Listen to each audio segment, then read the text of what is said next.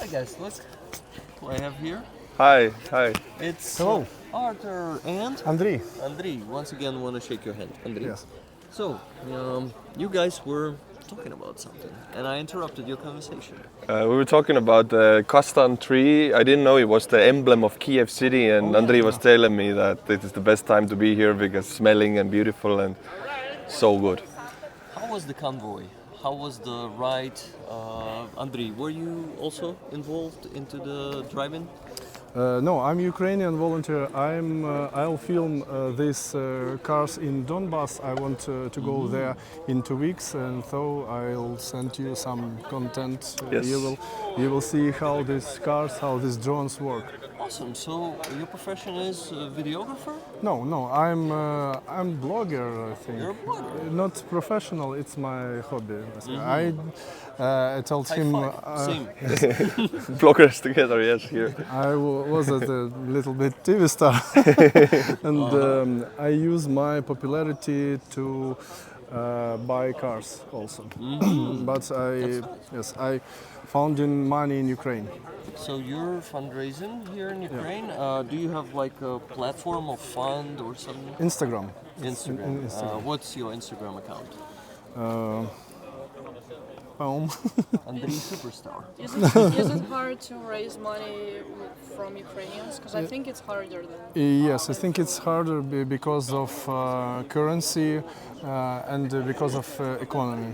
Did you know that, Artur, by the way, that it's harder to raise funds here in Ukraine than across the West? I didn't really know, but I would think so, yes, because everybody's giving even parts of their wages I hear to. Because there's no war tax yet, right? War tax? Like tax of war. 101.5. Percent? Yes. Податок. Ні, у нас податок на військовий збір.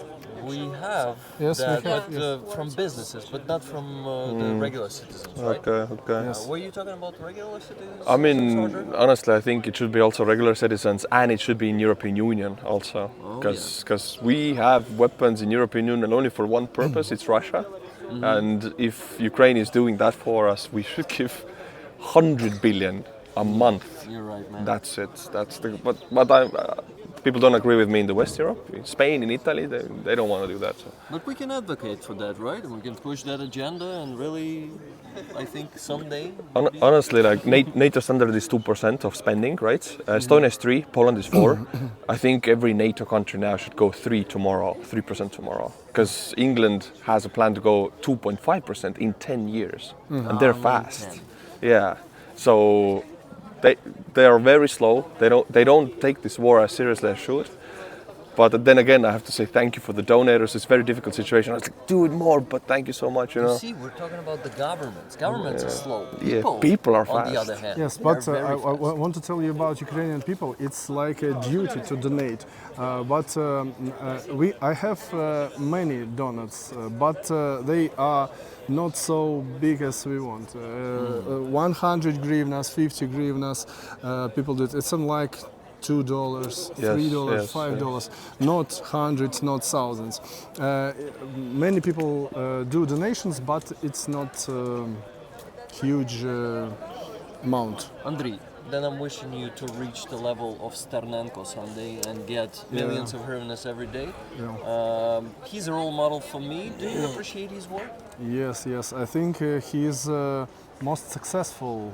One of most successful, surely. Well, he actually risked his life 2 times for that.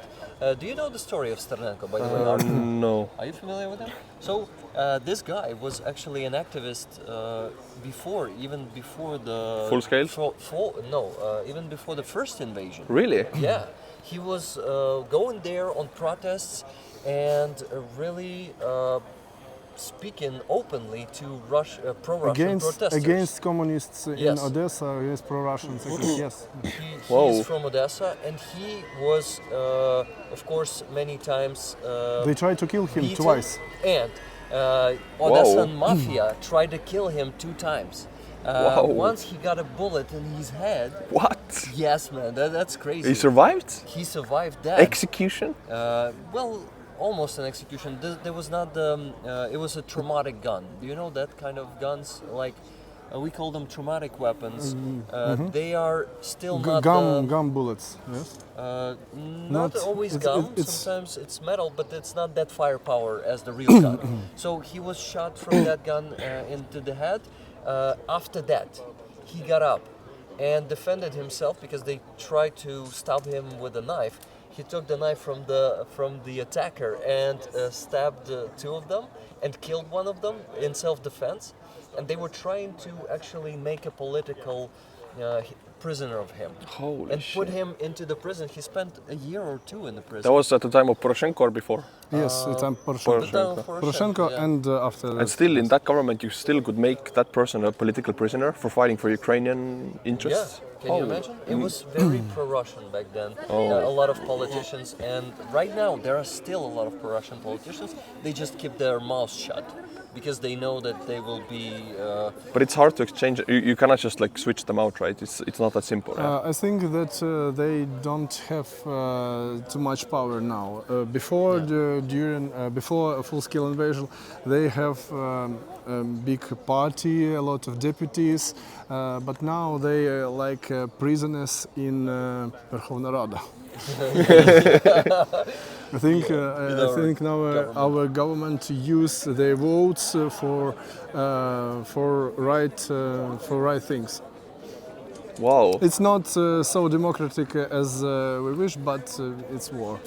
Yeah, but those assholes, they are now like in the shadows. They keep working for Russia, a lot of them, but they're very careful now because if they say some things openly, I think their career might be ending pretty quick. Most of their electorate lived in Crimea, Donbass, and now they don't have base to have a huge support in next elections.